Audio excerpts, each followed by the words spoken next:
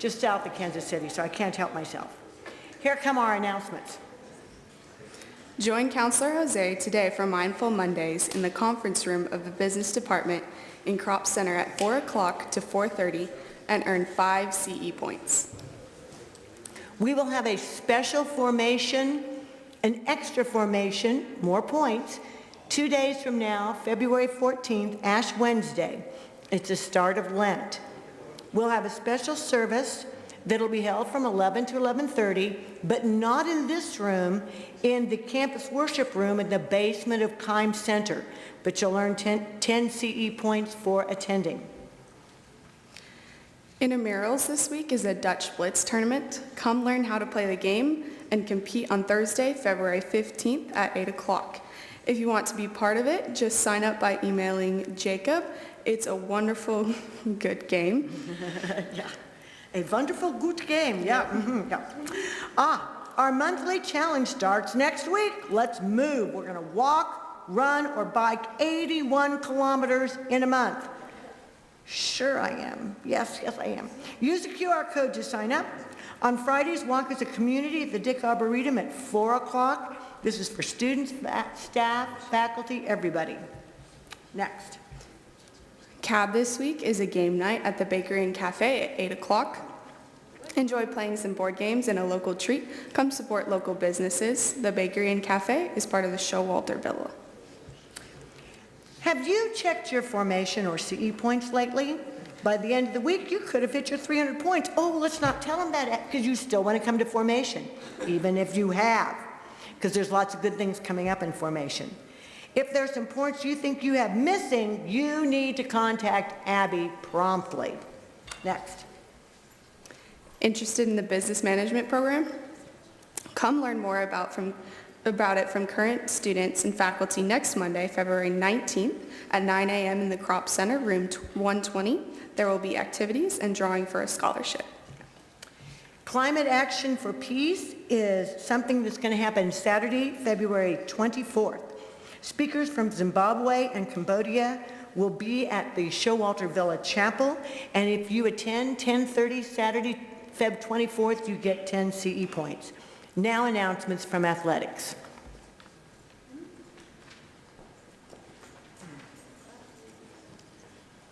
The highlight last week was triple overtime victory by men's basketball, 116 to 113 on Wednesday. This week, the following events will be happening. JV baseball will be at Kansas Wesleyan on Tuesday at 2 and 5. We have home basketball games against Labette County Community College this Wednesday at 5:30 and 7:30 p.m. Come out to the gym to support the team. First 25 students who enter the game get free cotton candy on Wednesday. This weekend, baseball is at Cedar Valley College on both Friday and Saturday. That's in Dallas. Softball is at home at 1 and 3 versus Frank Phillips College. So come out and watch softball on Saturday and Sunday. And the basketball teams travel to Highland Community College.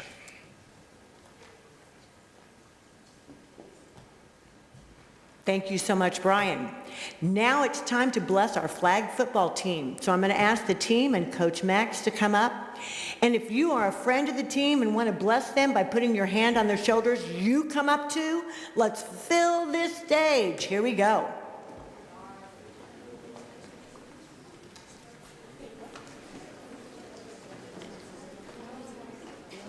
You guys move to the front so people can be behind you.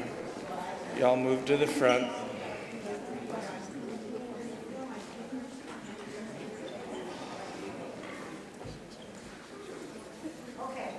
Is on? Put your hand on our team, and here we go. Oh, we got some more? No, okay, here we go. You, Lord, were anointed by the Spirit, called to be blessed and to be a blessing. Employees. Lord, may these athletes feel your blessing, and may they accept their calling to bless others. Lord, you were called to bring good news to the poor. too are called. When our athletes feel discouraged, bring them hope and renewed spirit. You are called, Lord, to proclaim release to the captives. Release us to do our very best to throw, run, and kick. Help us encourage each other to feel that freedom. You are called, Lord, to give sight to the blind. We too are called. Help our team truly see the value in each player on our teams. And help us honor and give dignity to teams we play against. You are called, Lord, to let the oppressed go free. We too are called. When we're stressed out and facing injuries, set us free. Bring your healing touch. All students. You are called, Lord, to proclaim the year of the Lord's favor. May your favor rest on the flag football team and help them extend your favor as they compete. May they feel how proud you are of them every minute of the season. Everybody, amen. Woo, give them a big hand. Thank you, guys. And blessings. Yeah. Thank you. Can I have the other hand held? Ooh. Yep, okay, well, we'll get it in a minute. All right, as the slide is about to come up, you're gonna get into groups of 5. I encourage you maybe to find somebody new, so stand up, everybody stand up, mingle around, find 4 other people, and here's what you have: 1 minute and just 1 minute to do. Of the 5 of you, you have to choose just one question about love, relationships, friendships, first dates, advice you'd like to have from people who absolutely, student life team, know everything about relationships. And then you go to Mennonite.com and you put in that code and you give us your best question from the 5 of you. All right, go.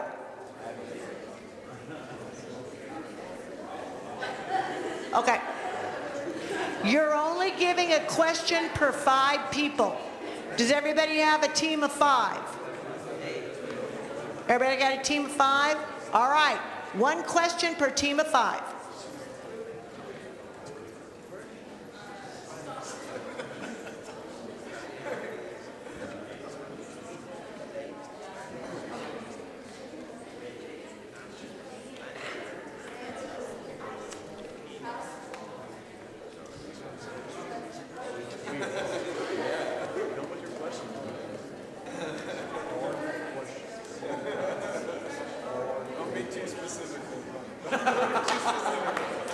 You can make specific questions to Michael Smalley. No, Woo, did you notice we're all in pink? All right, at this point, you should be getting on to Mennonite.com. Put in that number. 1 question per team. The results should start to come in. All right, Ben, let's see if we can get it going. Team, come on up. Let's give them a big hand. This is Student Life, and we are dressed. Woo! For the event. Here we go.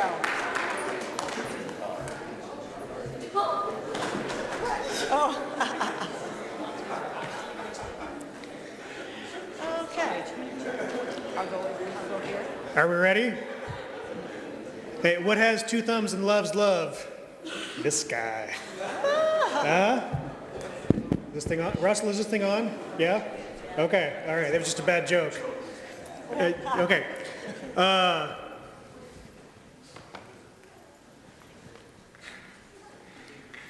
I'm gonna need some help with this one. What do you get when you get the ick, I-C-K?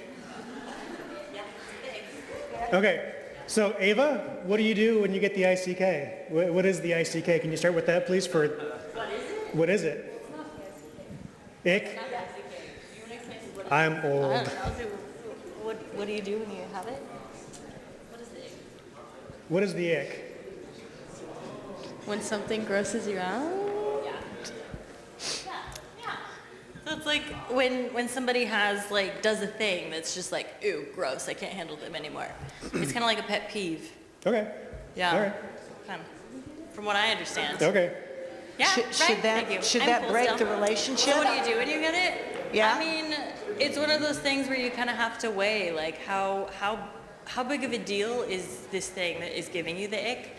Is it something that you can like learn to look past and kind of like grow to overlook because the person's like that cool that it's worth it? Or is it like, nope, that's really disgusting, I can't handle it? Okay. No. It's true. Icks are different than red flags. Okay. Icks are something that could just be annoying, but it's not necessarily like wrong or dangerous.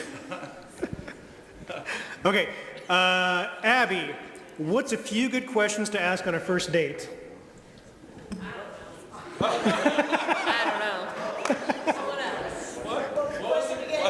What's a few good questions to ask on a first date? I would say that this is going to sound bad, but people like to talk about themselves. So if you're on a first date, you don't know what to talk about, just ask them like about their interests or what they do for work or school or their sport or whatever. Okay. I think that's pretty easy. Nick, what is the most... Ask them what their ick is. Oh, Michelle. Oh, Michelle's going. I didn't see her there. I didn't realize that was Michelle. Ask them what their ick is. Yeah, anyway. Ask them what their ICK is. What their ICK is. What is your ick in your relationship? Everyone just... And a romantic relationship, friend, whatever, just give me an ick. What's that? Chewing with your mouth open? When they boss me around. Okay. Nick, what would Sherry say? Sherry would say, when we were dating, I mean, I'm a little bit like ADD, so I'm always like tapping or moving. And we were dating, she never said anything about it. Like when we're driving, I'm often like tapping on the wheel or tapping on stuff. It was like the instant we got married, she's like, would you stop that? Why are you doing that? That's so annoying. And I'm like, I've been doing this for the last 12 months and you said nothing. Tapping. I don't know, I just tap. I think, Tap. Yeah. Well, also, like, when you say ick and you're saying, like, pet peeves, but also sometimes there are things that, like, people can't control. So for our ick, just something I had to, like, kind of work through. My wife just, like, she has a condition, like a medical condition. Her body produces a lot of snot. And so, like, she is consistently blowing her nose all the time, all over the place. Hawking loogies, like all the things. And I'm just like, so for a while I was like, oh, okay, this is a lot. Holy cow. Not a little bit. But like, yeah, again, you quickly start to realize, like, is that like weird enough that it impacts what I think of the person? But like, that's not a pet peeve, but it was a thing for a little bit. Like, oh my gosh, this is a lot. This is a lot. It's a lot. How do you deal with a relationship when you have different views on religion, but want to make it work? Nick, I'm going to point this one at you, since you and Sherry grew up differently. Well, so we did have very different views, especially, I didn't grow up Mennonite, and Sherry did. And so when I first started dating, and I'm like, this is a pretty cool girl, like I like her a lot, we were falling in love, and then I found out that part of being Mennonite meant that you didn't believe in military and like going to war and stuff. And I was like, what is going on? How can that be? Like for me, like following God, going and shooting up the enemy for my country was all part of it, like, you know? And so we almost like broke up, and then Sherry says, she just gave it to God and just said, God, you'll figure it out. I said, you know what, I'll brainwash her eventually, I'll win her over. But like, we just decided like to keep working at it. I don't know, like sometimes that works and sometimes that doesn't. I think we were really close on almost everything else, so it worked out. You know, she won. That's the gist of the story. She always wins.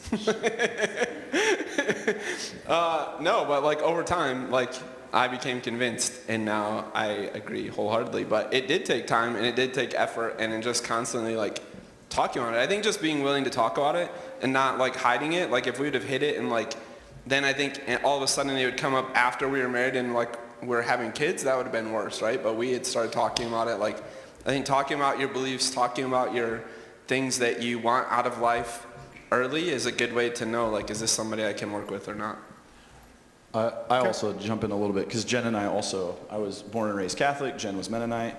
And honestly, I don't think it was really ever that big of a thing for us because we had those conversations. I actually think we got more pressure from family on mainly her side, not my side. My my family had already had some people kind of marry outside the Catholic Church. My own mom had married outside the Catholic Church. So for me, that wasn't a big deal, and there wasn't a lot of pressure there. But for her family, there was a ton of pressure, and also, I guess Catholics come with some stereotypes. So there were definitely some answers that I had to, I guess, check off some boxes for her family to feel good about it. But like, people like ask questions. I specifically remember, I guess her grandma caught someone on a walk once and asked specifically, like, I don't know what to do. Like, she's dating someone who's Catholic. And this was a Mennonite woman who had married a Catholic man. So it was like God being able to calm that down a little bit. But it was like, you do understand my husband is Catholic. Like, it'll be okay. It'll be all right. So, but her family was kind of a little rattled for a second by me. So that was fun. Ava, how do you define a good relationship? How do you define a good relationship? Define. Define. Okay. I don't know. I think a lot of it is finding somebody that, despite your differences, is willing to like work through them or agree to disagree on things peacefully. Nobody on earth, no two people are gonna 100% agree on absolutely everything. And so a good relationship is finding someone that can respect your differences and appreciate them, because that is kind of who you are. But it also isn't gonna like throw you away and just, be done with you because you're a little bit different or you don't fully agree on things. Yeah, that's what I think. I was also going to chime in. I was actually kind of happy this question came up, because I think one thing that I wanted to make sure everyone probably hears is no two relationships are the same, right? And so what works for me and my wife is not going to work for Nick and Sherry, and might not work for any one of you two in the room as well. And so also it's like, sometimes we have to be careful when we ask those questions, because we're in our own relationships, and so we say, oh, do this, do that. Hey, this works for me, this works for so-and-so, and it just might not work for you, right? It might just not be how that relationship works for the two of you, and that's also okay. So I'd also say, like, in asking that question, make sure you're not trying to find answers where you can try to, like, compare something to. Hey, look, we got some friends who we always joke about. Like, they come to us sometimes like, you and Jen never argue in public. You guys just are so in love, and it's gross, and it's just, we hate it. And it's like, yeah, we just have chosen not to do that in public. Like, we both know when we're in one of those places, we just kind of give each other a look, and we understand that we're going to table that until we come back to it later. And we just do that. And we have some couples who just go at it in public, and we're like, okay. You do you. That sounds fun. It's awkward for everybody else, but that's okay. So just realizing, like, what works for your relationship. So when you define a good relationship, it's difficult because it's going to work differently for everybody. I think the important part of this question is knowing what a healthy relationship is and an unhealthy relationship. And Whitney did a really good job this fall talking about green relationships and red relationships. And that can be with friendships or both. So that is the best way to define your relationship. What is healthy? How do you know if they are the right one for you? Anybody? This is going to be controversial. And I have a wonderful marriage. I've been married maybe for 40 years. Can anyone on the stage beat 40 years? Thank you very much. I do not. It's not a competition, Michelle. Here it comes. Here it comes. I do not believe that God created one and only one man for me, that there was only one right one. And I say that, and I have a very, very good marriage. Just because I don't think, I mean, there might be exemptions to the rule, or there might be, but I think that I could have been happily married to several different men. I'm really, really glad about my choice. And here's why I say this. Now, don't go back home to Dell and like, rah, rah, rah, she doesn't love you. I was going to say, I noticed Dell wasn't here today. The day Dell's gone Michelle today. feels comfortable sharing this news is the day Dell's not in the chapel. Here's the deal. If you think that there is one, and absolutely only one person from you, that is too much pressure and stress. Like 1 in 6 billion people in the world. And I actually believe, and again, there might be some of you absolutely are being called to be church leaders or pastors. But for a lot of us, God would be super happy for you to have this career or this career or this career, as long as it's healthy, right? So I think that, I'm not saying that marry anybody, but you don't have to find that right one. I agree. Michelle and I don't always agree. Some people think we always agree. We don't always, but we actually do agree 100% on this one. I think the danger in that line of logic, like that I have to find the one right person for me, also leads to it's really easy then when you start to have trouble to be like, oh, I guess I screwed up. You know what? She wasn't the right one for me. Guess we'll go on. When in reality, having a relationship and being married or staying with somebody for 40 years, oh my gosh, that takes a lot of work. I'm still a young adult. Yeah, right? That takes a lot of work and commitment. Michelle doesn't wake up every morning and be like, oh, the birds are singing. I'm so glad I married Dell. It's just great. I don't think, do you? No. Okay. So But I do love him. I've been married, if we're counting, I think I'm second. I think we've been married 25 years. So there are times where it's I don't even want to look at her, right? But I don't ever, it has not been I want to divorce her or move on to somebody else. Because I believe, I know that a relationship takes work. Some days are going to be really great. Some days are not going to be very great. But the good days outweigh the bad days, and we keep working together and we make it. But it's a choice to stay with that person. It's a choice. It's not ooh, it's magical, and now we fell in love, and we're always going to love each other no matter what, because it's just perfect, and God chose me for you. You should have to speak for yourself. And the music starts playing, And the music starts playing. video fades, and they live happily ever after, and I want to throw up, because it's just not that right. How do you are you done, Nick? I'm sorry, I didn't mean to cut you off. I don't want Smelly yelling at me again. How do you manage work, school, relationships, whether that's a romantic relationship or just a friendship? How do you manage, I'm going to call it life. How do you manage life and maintain healthy relationships?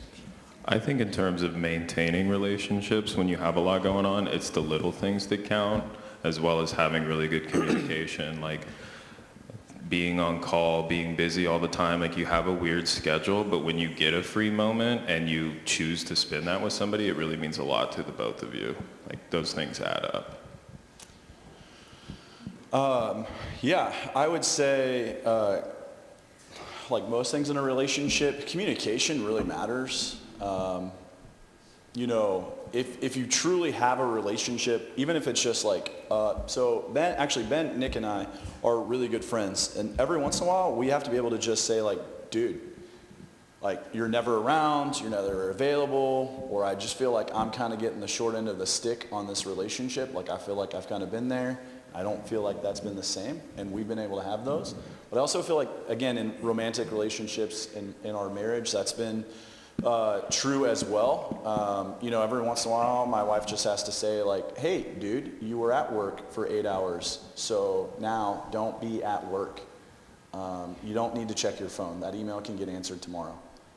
You don't need to check that text message unless that person's dying, which in some cases may be true. Right? Unless that's what's happening, it's not that important.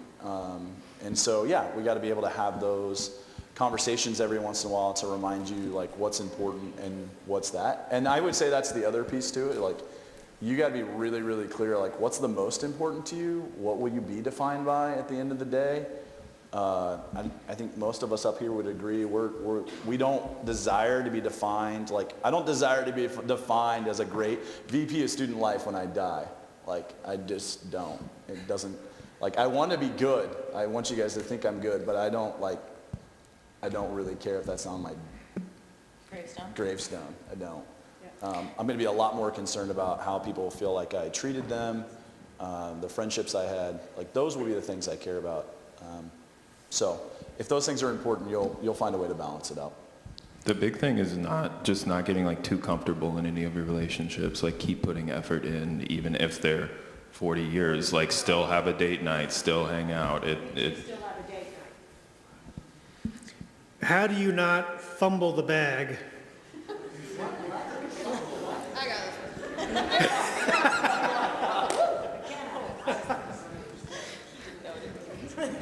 For everyone on stage, fumble the bag means like, don't mess it up.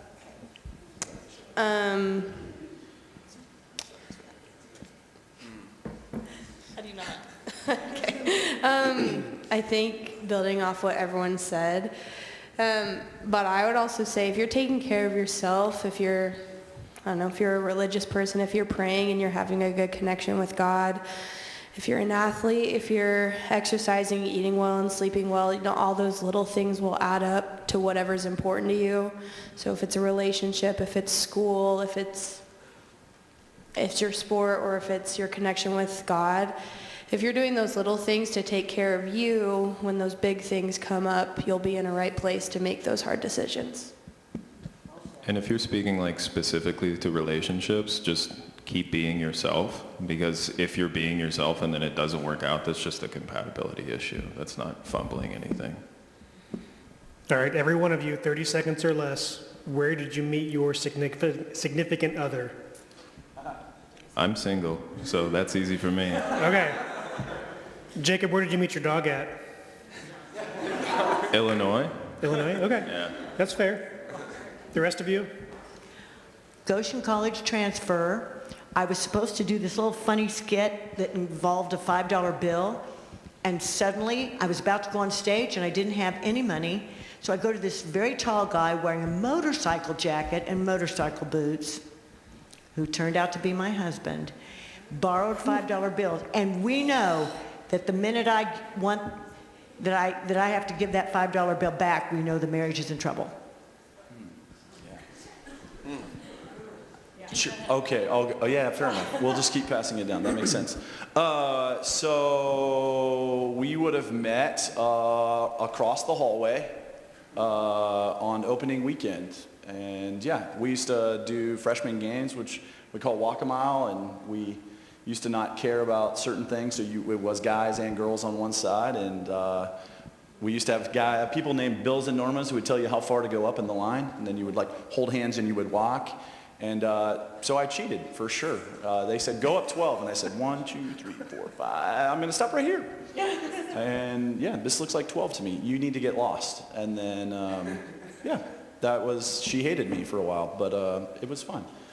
Yeah, it checks out. Yeah, thanks. Did you say she hated you for a while? Yeah, it didn't go well first, initially. But that's where we would have met initially. Walk a mile, Hesston College. I met my husband at Sterling College. We both went to Sterling College.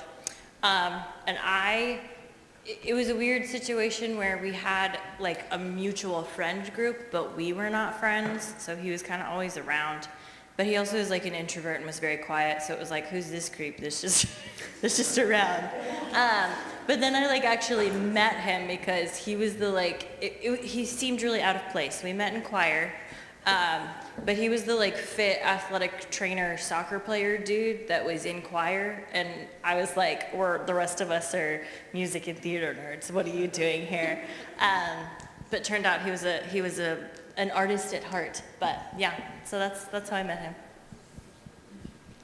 If you ask my boyfriend Chase, he would say that we met through mutual friends. And if you ask me, I'll give you the truth. We met on Bumble.